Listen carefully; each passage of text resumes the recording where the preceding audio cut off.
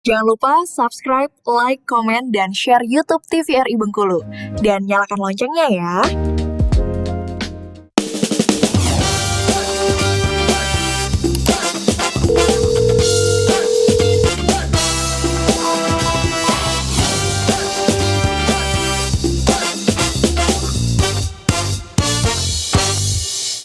Terima kasih pemirsa, Anda masih bersama kami di Dokter Kito Besamo Kito Sehat. Kita lanjutkan perbincangan kita masih terkait dengan akupuntur yang semakin seru ya pemirsa. Saya ingatkan sekali lagi kepada pemirsa yang ingin bertanya bisa melalui WhatsApp interaktif kami di 0811 10 13 210. Langsung saja pemirsa kita lanjutkan terkait dengan akupuntur nih dok. Tentunya pemirsa di rumah ingin tahu nih apa aja sebenarnya kasus-kasus yang bisa ditangani oleh akupuntur. Kalau misalnya di puskesmas biasanya kalau ada seseorang yang misalnya mengalami nyeri ya dok ya, apakah itu lebih baik mereka menggunakan akupuntur dibarengi dengan pengobatan atau bagaimana dokter lebih baiknya? Oke, jadi kalau misalnya untuk kasus itu sendiri, semua penyakit itu bisa ya untuk dilakukan yang namanya akupuntur ini sendiri. Nah, biasanya pasien-pasien yang dianjurkan itu ada pasien-pasien yang memang dia sudah beberapa kali pengobatan, terus juga sudah fisioterapi. Nah, dia ingin mencari alternatif apa lagi nih biasanya yang akan bisa dilakukan supaya meringankan dari gejala dan penyakitnya itu sendiri. Nah, biasanya salah satunya adalah akupuntur ini sendiri gitu. Nah, kalau untuk pasien yang paling sering, yang kasus-kasusnya yang dianjurkan itu adalah stroke ya, itu yang paling banyak. Stroke, pasien-pasien stroke yang memang dia sudah pengobatan medis juga secara rutin. Selanjutnya juga pasien-pasien insomnia, obesitas gitu ya, dan juga bahkan sampai infertil itu juga bisa direkomendasikan untuk dilakukan akupuntur ini sendiri. Berarti banyak sekali ya dok ya kasus yang dapat ditangani oleh akupuntur, khususnya tadi seperti yang dokter Jumatun sebutkan bahwa adanya serabut saraf yang dirangsang oleh titik-titik akupunturnya. Ternyata salah satunya stroke, bahkan bisa sampai ke fertilitas pemirsa ataupun ke obesitas. Nah kita ke dokter Jumatun lagi nih dok.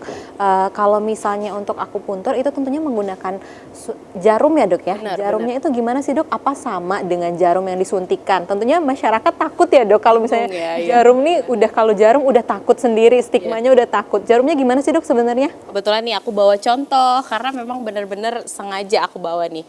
Jadi memang orang-orang itu ke praktek aku kayak sakit nggak dok, kayak gitu kan. Terus jarumnya tebel nggak dok? Jarumnya tuh tipis sekali, kayak gini nih. Tuh, jadi benar-benar setipis itu. Jadi kalau misalkan kalian perbandingkan dengan rambut, itu 2 kali sampai 3 kali tipisnya. Bahkan di kamera kayaknya nggak terlalu terlihat ya. Iya kayaknya saking tipisnya banget ya dok ya. Jadi tuh kayak memang dia ini kalau misalkan ditusukkan, ya kalau aku bilang nggak ada rasa, bohong dong. Karena sesuatu yang ditusukkan ke dalam kulit ya pasti ada rasanya. Karena di situ kan ada saraf. Jadi dia itu rasanya itu bisa dibilang ada nyeri, tapi nggak terlalu. Jadi kayak yang bahkan di beberapa titik kalau orang udah sakit kepala banget nih, kita tusukkan, mereka tuh nggak berasa ketika masuk jarumnya. Tapi pada saat itu dia ngerasa nih, aduh kepala aku berat, kayak ada yang mijet misalkan kayak gitu, kayak berat, kayak ada rasa pegel, kemudian kayak ada rasa sengatan listrik yang menjalar, tapi semua itu aman, masih bisa ditahan sama pasiennya gitu. Jadi kalau dibilang akupuntur ini jarumnya gimana sih, seperti yang aku jelaskan tadi, tipis gitu. Dan dia itu panjangnya bervariasi tergantung daerah. Misalkan dia datangnya dengan dispepsia. Kalau misalkan dia dispepsia kan aku tusuknya di perut. Perut itu kan beda-beda. Kalau yang kurus tentu lemaknya sedikit dong dibandingkan sama yang gendut lemaknya lebih tebal. Kalau misalkan lebih tebal tentu saja aku pakai jarumnya tuh yang lebih panjang. Tapi untuk ketebalannya tuh sama, nggak berbeda, cuman beda di panjangnya aja untuk bisa mencapai titik yang memang kita tuju itu tadi. Nah kalau untuk sensasinya tuh dia seperti tersentrum, berat, kemudian kayak rasa kebas atau ada aliran listrik yang menyengat juga bisa. Tapi sejauh ini semua pasien yang di akupunktur itu mereka merasakan ya ada nyeri cuman masih bisa ditahan, aman sih. Dan tergantung toleransi juga ya dok. Apakah ada setelah ditusuk nih kan dok, nanti berdarah-darah nggak? Pada kan ini kan jarum ya kan, kayak ketusuk jarum kayak berdarah nggak sih? Benar. Itu juga yang ditakutkan sama pasien itu berdarah-darahnya itu.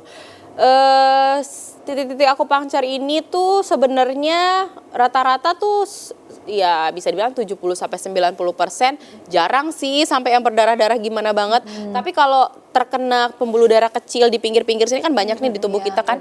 Itu mungkin terjadi. Cuman kejadiannya tuh jarang sih. Jadi kayak mungkin keluar darah mungkin tapi mungkin enggak terlalu banyak, cuma sedikit aja gitu. Makanya kenapa harus pada orang yang ahli, karena kalau misalkan sembarang orang mereka nggak tahu di mana letak pembuluh darah besar. Kayak di tangan nih kan, dia ada banyak titik nih di tangan gitu, kayak ada di depan sini tuh ada titik, di sini kan kita ada nadi, ada apa, kalau orang awam kan di situ tempat denyut nadi. Nah, kalau itu ditusuk kan bahaya tuh, bisa banyak darah yang keluar. Makanya kenapa pentingnya kita itu ke medis. Kalau medis, mereka tuh kayak kita tuh kuliahnya 6 tahun.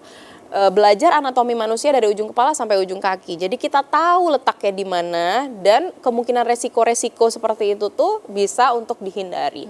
Cuman memang beberapa pasien juga ada yang setelah di akupunktur ada lebam sedikit, ada biru-biru, itu adalah hal yang wajar gitu. Oke, berarti itu salah satu resikonya ya dok ya. Benar, Tapi salah bisa satu diatasi resiko. dan juga dikurangi lah ya dok kalau misalnya memang orang tersebut terlatih atau sudah Benar. mengalami pelatihan ya dok. Nah kalau misalnya orang-orang yang melakukan akupuntur nih dok, siapa aja sih yang boleh melakukan akupuntur dari anak-anak sampai lansia? Apakah ada umur tertentu yang boleh melakukan akupuntur dokter? Baik. Oke, baik. Tapi ditahan dulu ya dok ya. Kita akan lanjutkan setelah jeda ikan berikut ini. Tetap bersama kami di Dokter Kito Bersamo Kita Sehat.